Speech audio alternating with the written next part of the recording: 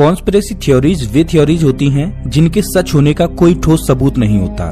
ये थ्योरीज कई बार किसी एक मिथ या कहें गलत अवधारणा के कारण जन्म लेती हैं।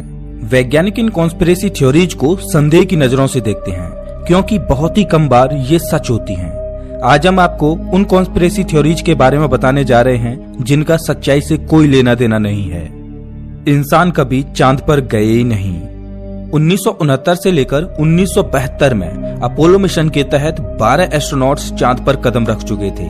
इस मिशन के कुछ सालों बाद ही कई सारी कॉन्स्पिरेसी थ्योरीज लोगों के बीच चर्चा का विषय बन गईं। कुछ लोग ये दावा करने लग गए कि अपोलो मिशन फेक था और इंसान कभी चांद पर गए ही नहीं। नासा द्वारा रिलीज की गई अपोलो मिशन की कुछ तस्वीरें लोगों के बीच ये भ्रम पैदा कर रही थीं कि ये मिशन फेक है। जैसे कि चांद पर लिए गए इस तस्वीर में चांद के ऊपर का आसमान पूरा का पूरा काला दिखाई दे रहा है, जबकि चांद का आसमान तारों से भरा होना चाहिए था क्योंकि धरती के विपरीत चांद पर वायुमंडल का भी नामो निशान नहीं है। एक फुटेज में अमेरिका का झंडा चांद पर लहराता हुआ दिख रहा है, लेकिन चांद पर तो हवा है ही नहीं, तो ये झंडा कैसे लहरा सकता है। इसी तरह फोटोज में एस्ट्रोनॉट्स के फुटप्रिंट्स तो हैं, पर किसी भी एक फोटो में चांद की सतह पर उतरे लूनर मॉड्यूल का निशान नहीं है। अगर आपको भी ये सब सुनने के बाद ऐसा लगता है कि मून लैंडिंग फेक थी, तो बता दें कि इन सारे सवालों का जवाब आपकी सोच से भी ज्यादा सरल है। चांद की सतह से ऊपर आसमान में तारे इसलिए नहीं थे क्योंकि जिस समय तस्वीर ली गई थी उस दौरान चांद पर दिन का समय था और सूरज की रोशनी के कारण तारे दिखाई नहीं पड़ रहे थे। अब दूसरा सवाल ये था कि चांद पर झंडा क्यों लहरा रहा था। दरअसल अमेरिका के उस झंडे के बॉर्डर्स पर मेटल के रॉड्स और वायर्स को फिट किया गया था और इसी कारण वो झंडा चांद पर लहरा रहा था। नासा ये जानता था कि कपड़े से बना नॉर्मल झंडा झुक जाएगा और ये देखने में भी अच्छा नहीं होगा। इसी के समाधान के लिए झंडे में रॉड्स और वायर्स को फिट किया गया था। अब तीसरा कंफ्यूजन था कि एस्ट्रोनॉट्स के फुटप्रिंट्स के विपरीत लूनर मॉड्यूल्स के निशान चंद्रमा की सतह पर क्यों नहीं देखे गए। दोस्तों, एस्ट्रोनॉट्स के फुटप्रिंट्स के मुकाबले ज्यादा भारी होने के बावजूद लूनर मॉड्यूल के निशान चंद्रमा की सतह पर इसलिए नहीं थे क्योंकि लूनर मॉड्यूल का सरफेस एरिया जो चांद की सतह से टच कर रहा था वह एस्ट्रोनॉट के जूतों के कंपैरिजन में बहुत ज्यादा था और यही सरफेस एरिया ज्यादा होने के कारण लूनर मॉड्यूल्स चांद की सतह पर कुछ खास निशान नहीं बना सके। आप इसे ऐसे समझ सकते हैं कि जब किसी बिस्तर पर आप अपने पैरों को रखते हैं तो बिस्तर ज्यादा धंस जाता है, वहीं सोने के समय जब पूरा शरीर बिस्तर के संपर्क में होता है तो उस समय बिस्तर ना के बराबर झुकता है। तो ये कहना बहुत गलत होगा कि इंसान कभी चंद्रमा पर गए ही नहीं। नासा द्वारा अमेरिकी सरकार से लिए गए इतने सारे फंड्स, रॉकेट और सैटेलाइट यकीनन झूठ तो नहीं हो सकते। नासा एक झूठ है, आप यकीन नहीं करेंगे, लेकिन हमारी ही दुनिया में ऐसे कई सारे लोग हैं जो नासा को एक झूठ मानते हैं। इन लोगों के अनुसार नासा का काम अंतरिक्ष विज्ञान को खगालना नहीं बल्कि अंतरिक्ष और ब्रह्मांड से जुड़ी अफवाहें फैलाना और झूठी खबरें देना है। हम जानते हैं कि आपको ये बात बेहद अजीब लग रही होगी, लेकिन आज भी कई लोग इस अजीबोगरीब कॉन्स्पिरेसी को सच मान बैठे हैं। जो लोग इस कॉन्स्पिरेसी पर विश्वास करते हैं वे अक्सर सोशल मीडिया प्लेटफॉर्म्स पर #NASA होक्स लिखकर इस कॉन्स्पिरेसी को सपोर्ट करते हैं। यहाँ तक कि इन लोगों के अनुसार मार्स, सैटर्न, प्लूटो और बाकी अन्य ग्रहों की तस्वीरें जो नासा शेयर करता है वो सब कंप्यूटर द्वारा जनरेट की गई आर्टिफिशियल इमेजेस हैं। नासा की शुरुआत 1958 में स्पेस रिसर्च और कुछ अन्य चीजों के लिए की गई थी, जो कि national aeronautics and space act of 1958 में मेंशन किया गया है। जिसके बाद से सोवियत यूनियन के साथ कोल्ड वॉर शुरू हुआ था। तब से लेकर अब तक नासा ने सैकड़ों सैटेलाइट्स को धरती की कक्षा में स्थापित किया। Hubble space telescope, Voyager, pioneer और तरह तरह के मिशनों से अंतरिक्ष को लेकर हमारी समझ को भी बढ़ाया है। साथ ही इंटरनेशनल स्पेस स्टेशन में नासा ने एस्ट्रोनॉट्स को भी भेजा है, जहां पर रिसर्च का कार्य किया जाता है। अब अगर जिन लोगों को इस पर भी विश्वास नहीं तो वे अपनी आंखों के सामने रॉकेट लॉन्च, स्पेस स्टेशन और सैटेलाइट्स को देख सकते हैं। निबुरु नाम का प्लैनेट धरती को तबाह कर देगा। कुछ कॉन्स्पिरेसी थ्योरिस्ट के अनुसार हमारे सौर मंडल में निबुरु नाम का एक बेहद ही खतरनाक प्लैनेट है। इस प्लैनेट का जिक्र सबसे पहली बार सन 1976 में आई किताब द 12th प्लैनेट में किया गया था। इस बुक में जी चेरिया सिचिन ने पुराने सुमेरियन सभ्यता के कुछ लेखों को ट्रांसलेट कर ये दावा किया था कि इस किताब में लिखे टेक्स्ट इस बात का सबूत हैं कि नेपच्यून के बाद निबिरू नाम का एक ग्रह है जो हर 3600 सालों में एक बार सूर्य का चक्कर काटता है। कई सालों बाद खुद को फिजिसिस्ट कहने वाली नैन्सी लीडर ने दावा किया कि उन्होंने परग्रही जीवों यानी कि एलियंस के साथ संपर्क किया है और उन एलियंस के अनुसार निबिरू 2003 में धरती से टकरा जाएगा जिससे धरती का विनाश हो जाएगा। लेकिन जब 2003 में ऐसा कुछ भी नहीं हुआ तो इस तारीख को 2012 तक के लिए बढ़ा दिया गया और आज जैसा कि 2021 में हम सभी जानते हैं कि ऐसा कुछ हुआ ही नहीं। इसका सीधा सीधा मतलब यही है कि निबिरू नाम का कोई ग्रह हमारे सौरमंडल में नहीं है और ये महज एक अफवाह थी जिसे कई लोग सच मान बैठे। मार्स की सतह पर एलियंस के चेहरे छपे हुए हैं। इस तस्वीर को आपने इंटरनेट पर कहीं न कहीं तो जरूर देखा ही होगा। इसे दिखाकर लोग ये दावा करते हैं कि मार्स की सतह पर ये सब एलियंस के चेहरे हैं जो उनके मरने के कई सालों बाद तक भी सही स्थिति में हैं। लेकिन क्या सच में ये एलियंस के ही चेहरे हैं?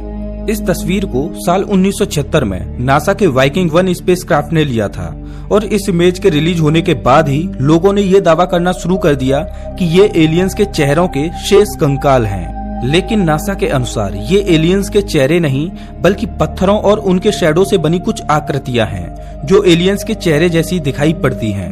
इस तस्वीर के लिए लगभग 20 सालों बाद मार्स रिकॉनेसेंस ऑर्बिटर और द मार्स ग्लोबल सर्वेयर से लिए गए बेटर रिजोल्यूशन पिक्चर्स ने यह साफ कर दिया कि ये एलियंस के चेहरे नहीं बल्कि मंगल की मिट्टी, पत्थरों और पत्थरों की शैडो से बनी आकृतियां हैं। सैटर्न की निचली सतह पर बना हेक्सागन एक एलियन टेक्नोलॉजी है।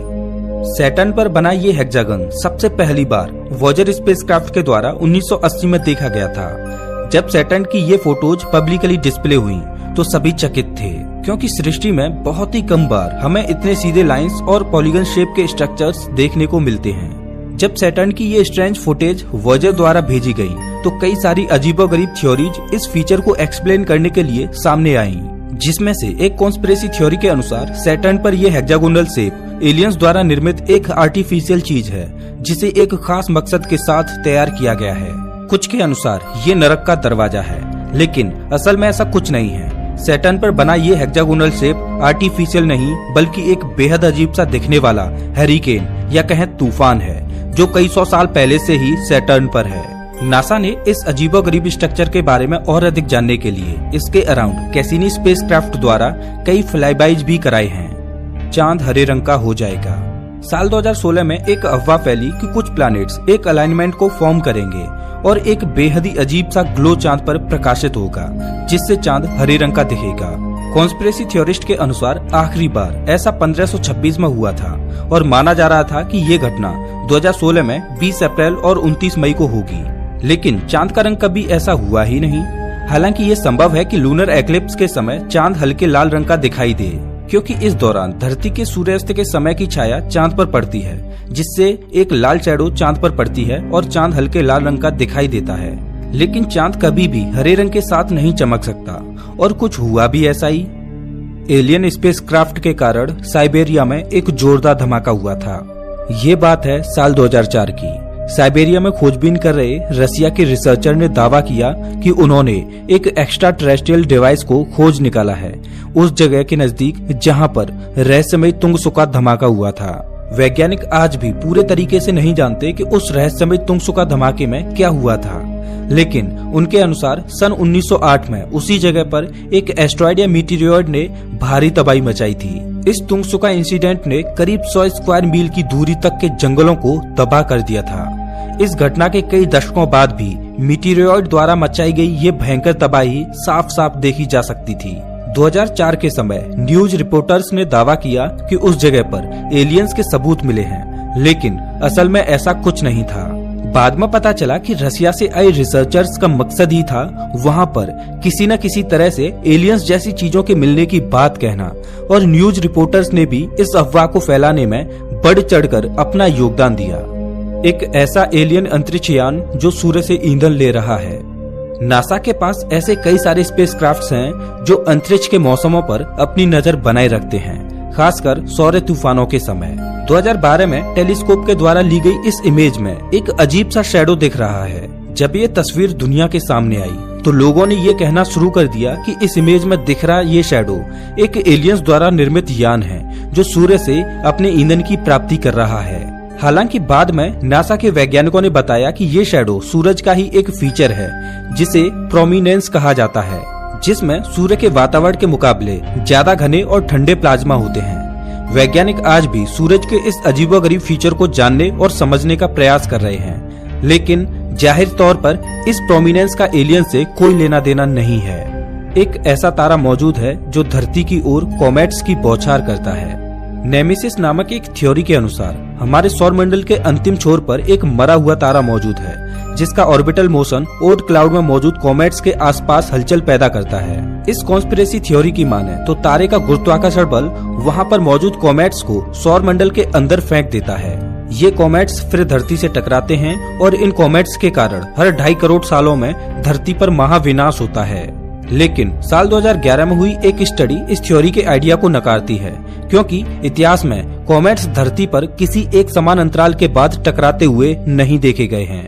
इसके साथ ही एक मरे हुए तारे का आइडिया भी बेहद अजीब लगता है जो सौर मंडल के किनारे स्थित हो। वैसे दोस्तों, आपको इन कॉन्स्पिरेसी थ्योरीज में कितनी सच्चाई लगती है प्लीज कमेंट बॉक्स में जरूर बताएं। अगला वीडियो आपको कौन से टॉपिक पर चाहिए कमेंट बॉक्स में जरूर बताएं। मिलता हूँ आपसे मैं एक नए वीडियो में।